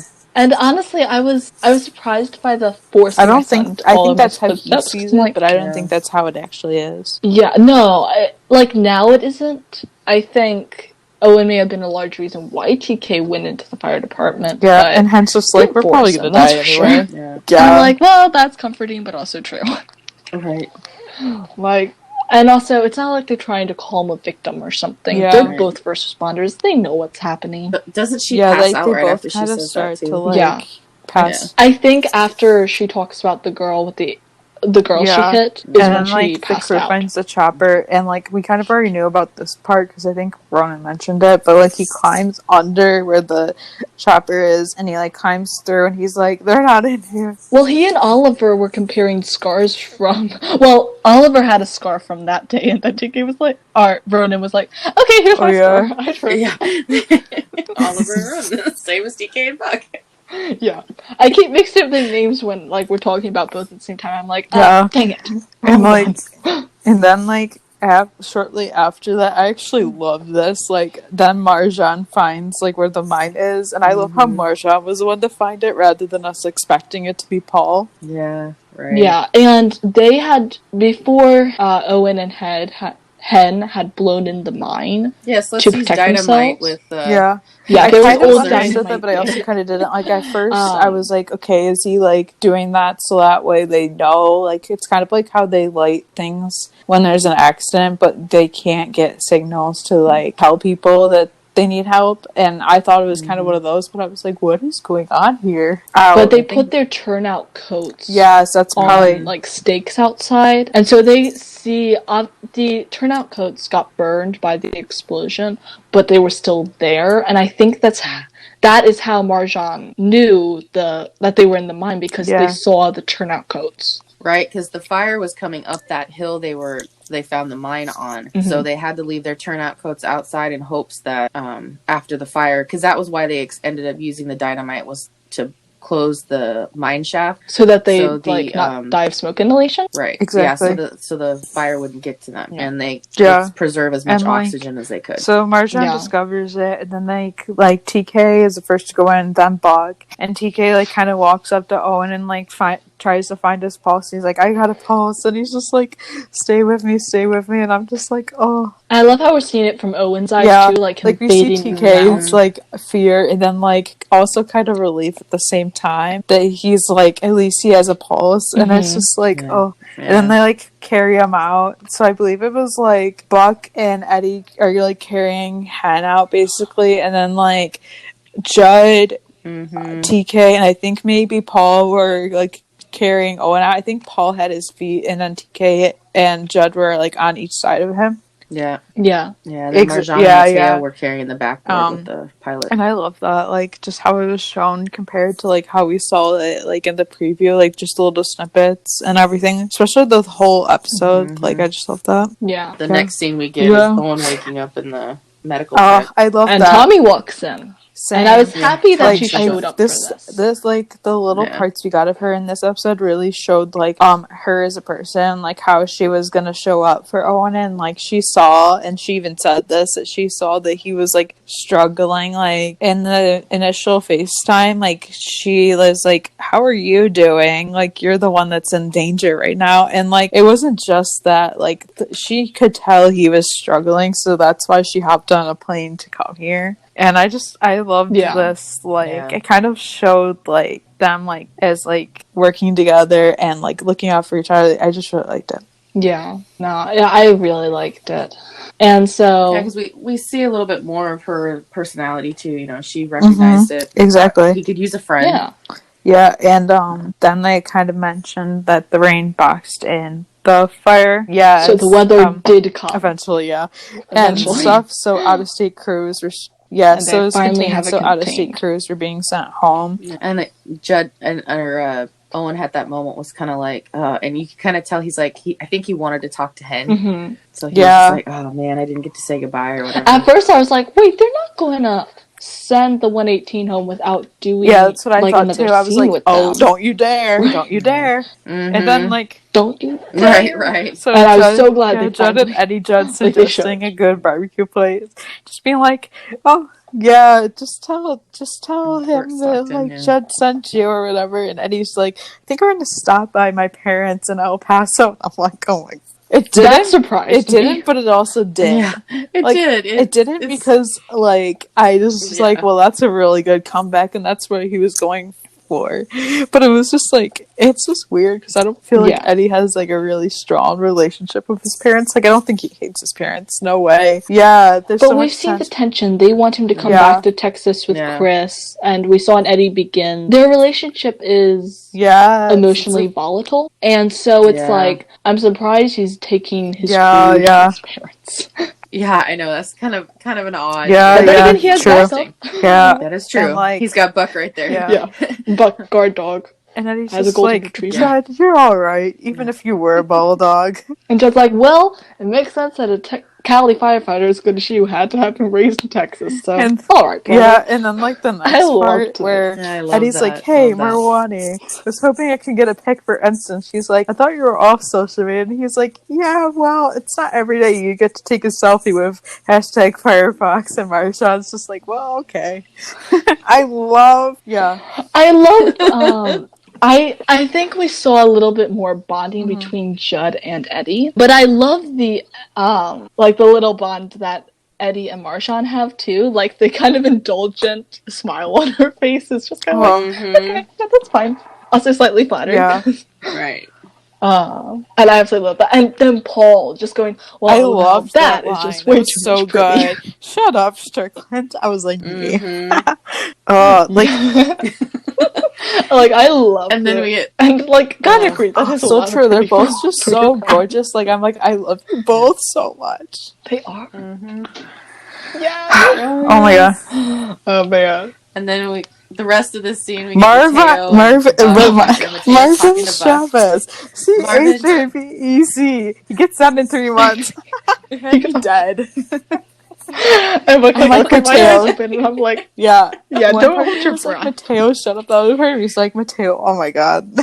Oh, probably. Well, and so I'm like, I love how they did the parallel, just because people would have wondered. have to address it at some because he did play the character. Yeah. And so like, how do you get around that? So then the cousin is like it's not it's not call. like when Tim showed up briefly as the runaway groom. It's not that. People wouldn't exactly remember that. They might think he looked noticeable or he looked familiar. But Jules as Marvin was in 2 of the episodes and played a big role in helping rescue a guy. So people are going to remember him, and they know it was the same actor and everything. So I'm glad they addressed that. And they did it really well. Yeah, exactly. And then, like, the iconic this lives in my TK brain Buck rent scene. free. Like, I think about it Yes. probably, like, 10 times a Yes. day. Like, oh, so good. Yes, like, TK, hey, Buck, really put yourself out there. Can't thank you enough. Buck's like, that's what we do, right? And Buck, oh, hey, if you ever find yourself in LA, we should get together. TK's like, sure. I gotta mention them. I already have a boyfriend, and it's pretty serious, so... But it was nice meeting you, man. Take care. And Buck's expression, like... He's just like, what just happened? Like, TK, bro. Like, he turned this And then Eddie. Yeah, and then Eddie. Wait, what? But then Eddie walks up. Eddie comes around the corner. And he's like, nice working with you, man. And, they were like, yeah. And Buck's still so confused. And I'm like, yeah, TK, your BIDAR's working. You know what I would have, like, this is what I would write if I was writing fan fiction, which I'm not gonna lie, I've debated writing a one-shot on this. Like, imagine TK going to LA and bringing Carlos with him, and it's like, he's like, hey, Buck, want to meet up? And TK just shows up, but, oh, hey, this is the boyfriend I mentioned. And then it's like, what just happened? Yeah. Yes, there are some epic stories around this scene and like what happens afterwards. Yeah. Well, and like Eddie comes right up to Buck and like, where's Hen? And it was just like, of course, TK makes a comment about, like, I have a boyfriend, because he felt like Buck was flirting with him, I guess. Honestly, I could kind of see that. And then Eddie shows up. Like, it felt friendly, but also at the same time. Yeah. A little bit more to it. I mean, they were very warm towards each other, and I think that's because they had just gone through a lot. But I was just kind of like, okay, like, that's not completely out of nowhere. When I first saw the scene, I saw the clip of the scene before I saw the episode, because it was floating around on social media so much. You know what, it was fine. It was fine. But I saw that, I'm like, that's out of the blue, but watching it more, I'm like, not okay, really. no, not as out of the blue as I thought. Yeah, and now I just watch it over and over again because, like, I'm living for the softness in like, that scene. okay, like, as a writer, you're not gonna take up the opportunity to make this joke. Like, they make jokes about it all the time, so obviously you're gonna do that. And, like, so, like, oh, so good. Well, and I know that Tim Minear said that this was kind of a nod Which to Carlos. I love. Since he wasn't in the episode, to have TK say that it was a serious relationship. Yes! Like, I basically screamed when I like, yes! Yeah, and ever since, like, the 10th episode, we kind of got that, so, like, but, like, it was good confirmation. All the boyfriend names, and they're like, it's pretty serious, because I'm living for it. This was a fantastic scene, and a perfect scene to... Well, second end, because there's one more scene after this, but, like, kind of wrap up the crossover. Yes. But then we have Owen and Hen saying goodbye, and basically whatever happens in the mine shaft stays in the mine shaft. Yeah. And I'm like, they both kind of spilled their guts in there. Which you tend to do that if you think you're gonna die. Let's be honest. But I really liked their partnership. I'm not sure I'd call it friendship. Yeah, that's what their partnership. Yeah, I like that. Yeah, I think it was good. I mean, and she... Sometimes it's easier to talk to a complete stranger about some of the struggles you're going through, because it's hard to, and that's why, counseling is so important. I was just about to say, that's why therapists are great.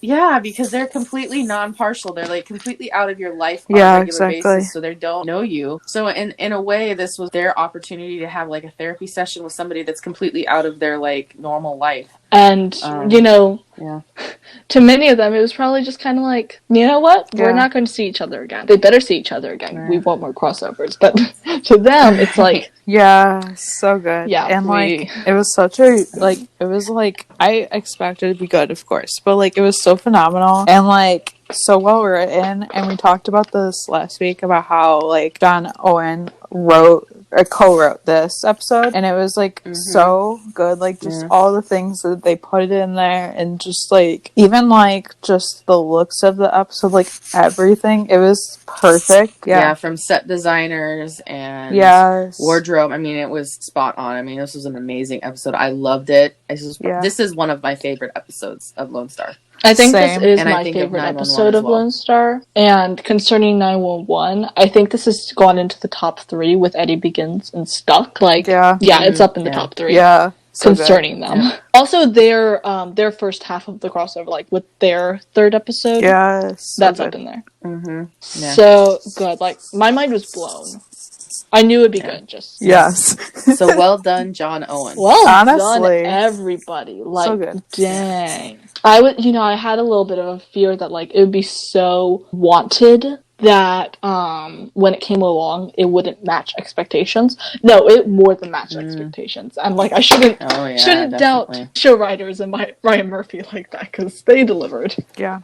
But yeah, as usual, listener thoughts. So the first one says, thought it was amazing, even though it hurt my heart. I liked seeing Owen and Judd being able to be vulnerable. I also really liked TK and Bucks. We did this thing at the beginning.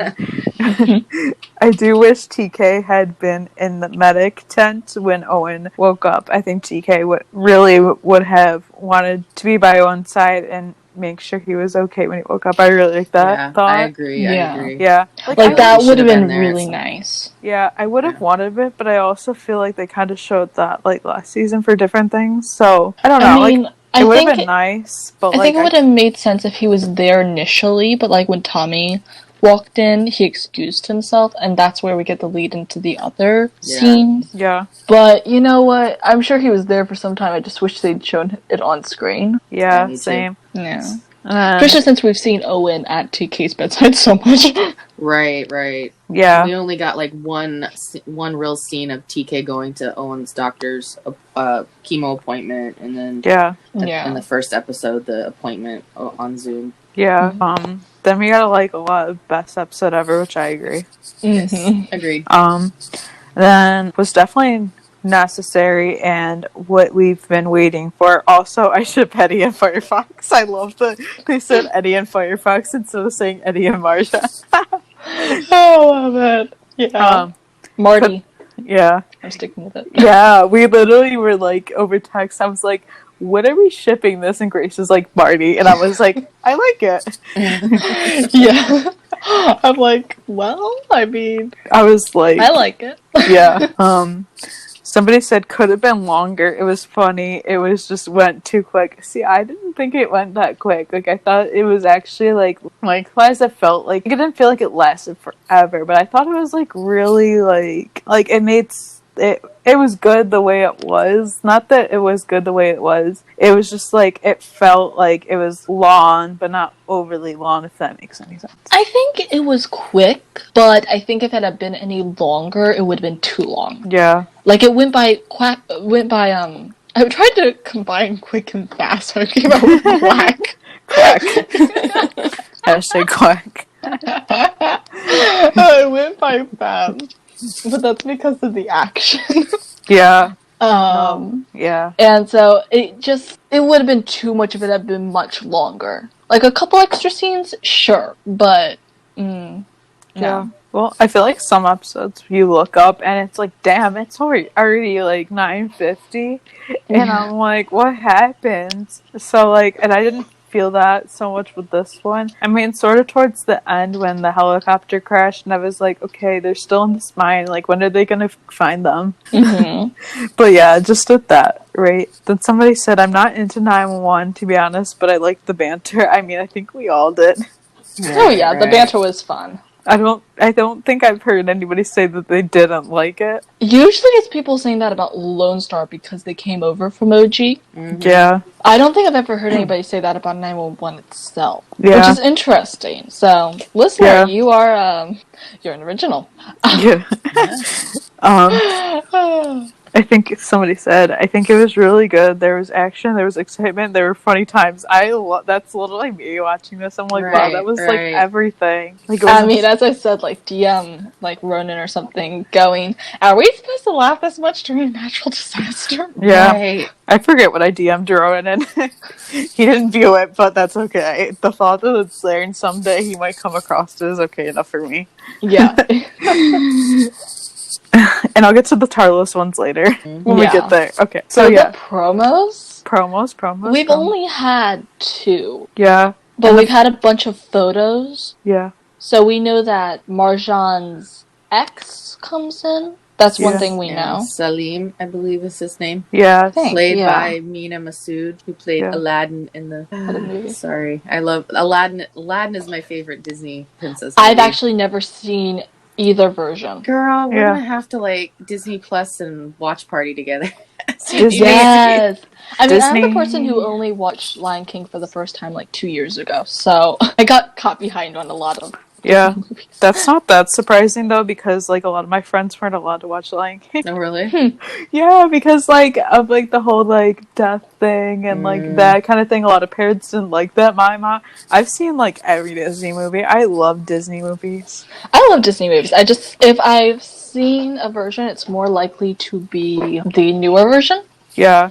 Like the new Cinderella or the new Beauty and the Beast.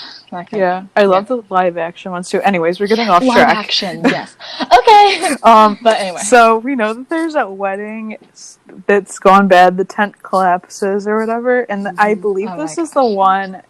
If I can remember correctly, because they filmed this like forever ago, of course. Where they were like animals running around the background. Peacocks.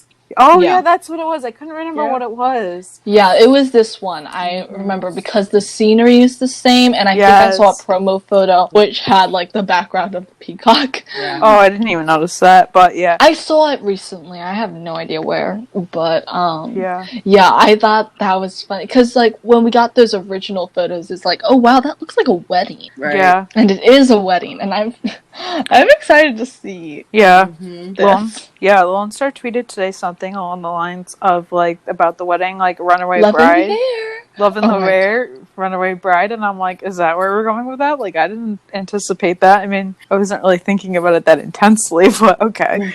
And runaway bride that accidentally collapses the tent. Yeah, and then the other thing in the promo, in the first initial promo that was shown, which we've talked about before, but like, because it's been in other things, but it's Owen proposing to Gwen again. Yes. I'm very unsure about it. Yeah. See, I don't know, like, exactly how it's gonna go, but like, my thought is like, well, like, even if she initially says yes, I don't see it lasting. Because I think it's more like TK said, they're in their honeymoon period, and like, I just don't, like, obviously, I don't think she will stay on the show like forever, and I don't even think she'll stay on the show for maybe the rest of the season, so I just don't know what to think about it, and I don't really, like I said, I don't see it lasting. I don't... Like, it's like... And honestly, I'm not getting the vibe that she's staying. I think, as you said, TK said, they're in their honeymoon period right now. And that may even be shattered once he proposes. And I think they could be happy if, like, this turned out. Like, she does stay and they do get married again and stuff. I can see it working out. Yeah. But as it's not even because, like, they're divorced. I'm not so sure. It has nothing to do with that. People divorce, get back together, and get remarried. Not all the time, but it happens. It's happened, yeah. It happens. Like, it's not impossible, but I just don't see it happening and stuff. I just feel like they're in two different places in their lives. She's, she runs a law firm in New York. He's a captain in Austin now, so they're not living in the same city, so one of them would have to give up their career to come to the other. Or they could have a long distance marriage. I don't think, I know that has happened. This proposal will be her last scene. Like, she'll decide that she's going back to New York, and this will be like she'll turn him down. I don't know. We'll see. I don't feel like I'm able to give a call either way on this one, because I feel like if I say either way, I'm gonna get surprised. I think it might even be a maybe where she kind of holds it for a few episodes and then like initially says and later says no, but I don't know.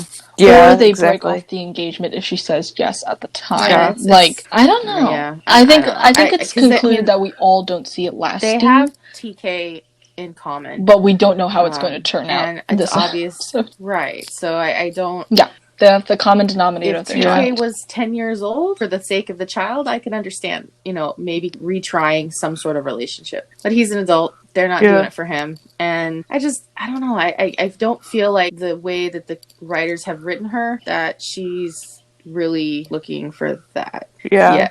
But I may be surprised. So we'll see. We'll see what happens. Yeah. We'll see. I feel like TK is able to see his parents' relationship more clearly than they can. Because, like, he seems very dubious about how it turns out. We saw that in the last episode. And I'm just like, yeah, I mean, he may wind up just having to go, like, move out. With. Again, I wonder. Get together, because, Well, I mean, Tarlos. Whatever is happening with this episode. The only thing we care about. Which leads us into the Tarlos promo. Crazy. Oh my gosh. The whole fandom has been swirling around in circles. Katie's over this promo. Katie's like the calm of us right now. When I first heard, like, I started freaking out. But then, like, talking with you guys, I'm just kind of like, yeah, I don't, because for one thing, we all know, they are twisting the promos to make us more freaked out. Always. We don't have the context. We don't know what happens. Like, we've lined up what we think happens and what order it happens in, but, so now, like, I'm also a little bit in the calm mode, so I'm seeing everybody else freaking out. I'm just like, guys? They do realize that the entire thing will just leave if Tarlos stops. So don't worry. First we have TK, like the whole TK's like, oh my god, are these your parents? And Carlos introduces him, and he's like, this is my friend TK, and I'm like, Carlos, you did not just play the friend card. You did not just do that, boy. No. Yeah. Okay. So. Oh yeah, I was just like, his face. He was and just I think TK had a moment of going, excuse me, but like, as he just turns to like look. the whole thing with this is like, okay, like the way that it's shown isn't like how we previously thought it was shown. Like it was obviously like a random meeting. Like it wasn't planned. They were both at the supermarket and they just ran into each other. So like obviously Carlos market. Was yes, yes, exactly. Carlos was taken off guard, and so if he. Yeah. I am not someone who thinks he's not out to his parents. Yeah. I do not see that. I don't like that storyline. Yeah. So if the show does it, I'm going to be furious. I feel like he didn't tell his parents yet that he was in a relationship and was really caught off guard. I don't know why he automatically corrected to friend, but maybe it's a thing where he didn't. Yeah. He just wanted to wait longer or something. Carlos, you got some I don't know. I'll be interested to see what happens. Literally.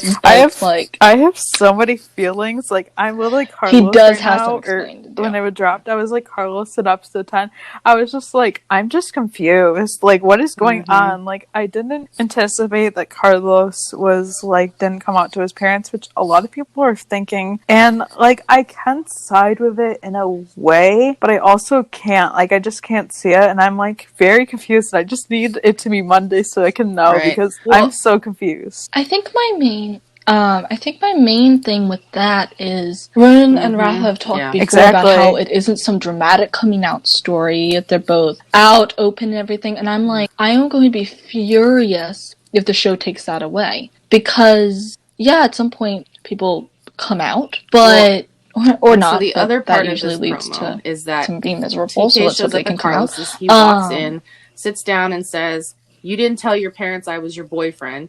And then the next clip is of TK at the door and Carlos standing at the door, and they're saying, he's like, Carlos is asking, are we breaking up? And so I don't know, it's happened before, and like Katie said, you know, Carlos was caught off guard at the farmer's market with his parents being there. So it's like, I don't feel like it's a coming out thing. I think it's his parents may be very traditional, and he wanted the appropriate time. You know, I saw a story. I saw actually a fan fiction made, which I like this. Introducing a partner comes closer to marriage. And I like that. I like that being possibly the explanation, because we can't just rely on this. We also go back to episode 2, where Carlos avoided the mention of his parents. So something's there. It's not just being caught off guard. And some families are more but he traditional. was and definitely caught off guard. It's obvious that and that probably is a large factor.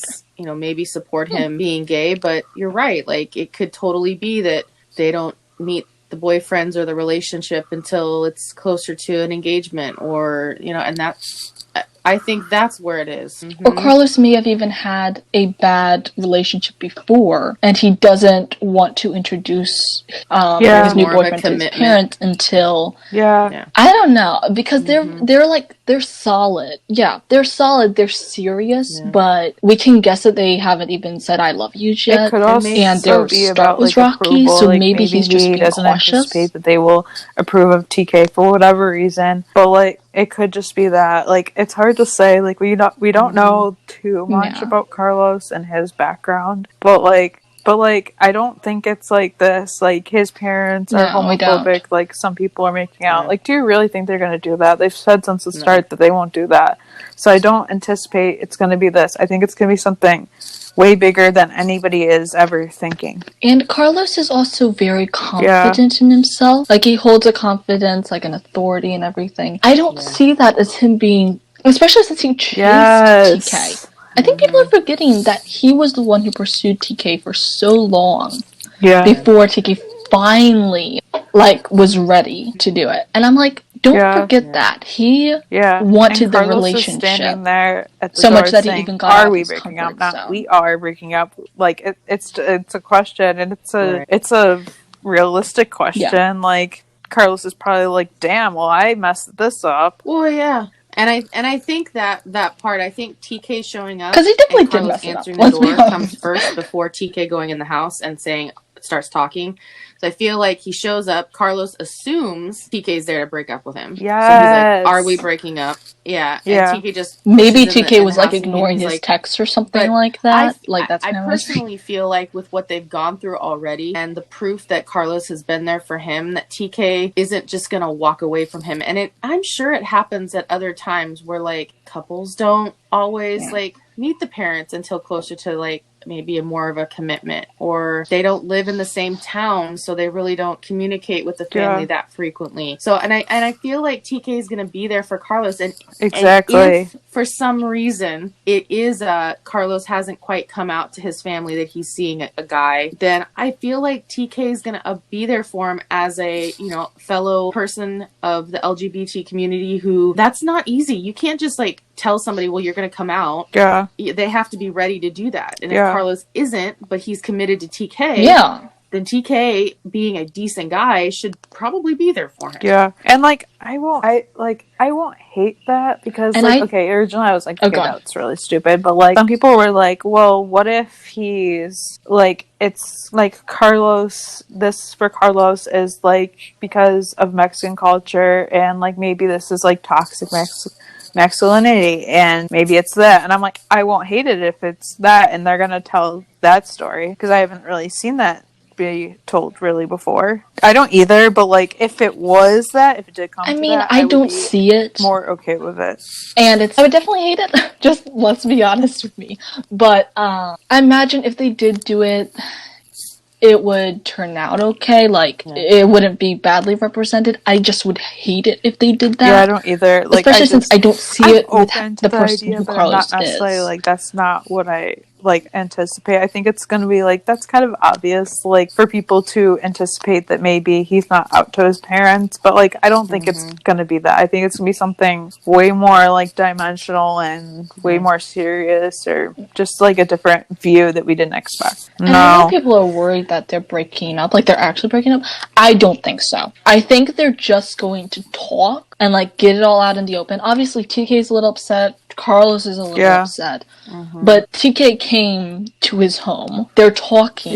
Yeah, and I don't think we have anything to worry about, especially since we know we're getting some sort of get-together scene at Carlos's home in episode 5, and Ronan said that they were recording Tarlos scenes for episode 7. And something... We don't have to worry about that. I don't think they're even going to temporarily break up. I was reminded of this, that during the live that Ronan and Oliver did, there was a question about Tarlos, and Oliver's like, so what's up with Tarlos? And Ronan was like, kind of like him-hawing around it, and he said, episode 4, and Oliver's like, what does it mean? And then like TK's like, Ronan was like, I've been hinting at all year about 2 scenes that could become the new fan favorites, and he's like, they're going to be in episode 4. And Oliver's like, oh, okay. He's like, for some reason I thought you were like meaning like they were breaking up and like over. And Ronan's like, oh hell no. Yeah, that's why. That's why. Yes, that's why I freak out, because I was like, Ronan said it, and I trust Ronan. It's like, Ronan says this, I trust you. And like, he's a minx, and he likes drawing us on, but he's not going to lie to us. Like, Ronan especially about something like would that. Like riot if like they broke Tarlos up. The ship will continue. They're Tarlos' biggest fans. Yeah. Like, well, also like Tarlos, I feel like if they did break up, I feel like a lot of people would stop watching. Not to say that a lot of people stopping watching would like cancel the show, but I don't think they would do that. Tarlos, if their viewer numbers dropped so dramatically, I don't really they see could that. have like, the show canceled, because it's happened they didn't do before. Tarlos, I feel like people would get really irritated and like probably would stop watching, but like they're not gonna do that. That's Tarlos is like how they get so much traction. Like I know this. Tarlos is literally like more than half the fandom. Like obviously we love other characters, but we are in love with Tarlos. Yeah, and like so obviously I think my main apprehension was they drama. Can't just go smooth sailing all the way. They're gonna hit some rough waters.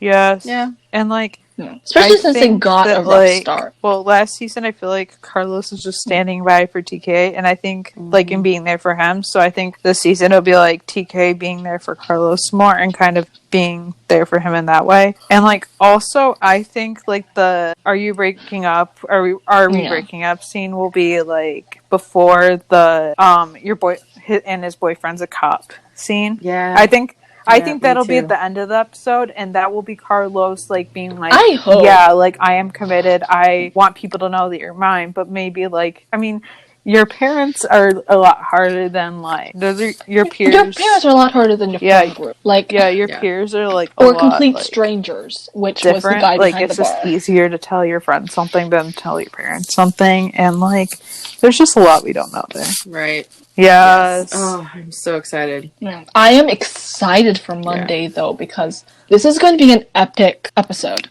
And if you remember, last season's episode 4 has own epicness because of everything that happened with like Owen and TK and Nito and everything. And episode 4 is called Friends with Benefits, and so we know that it'll be involving like Marjan's old flame coming back into her life. Yeah.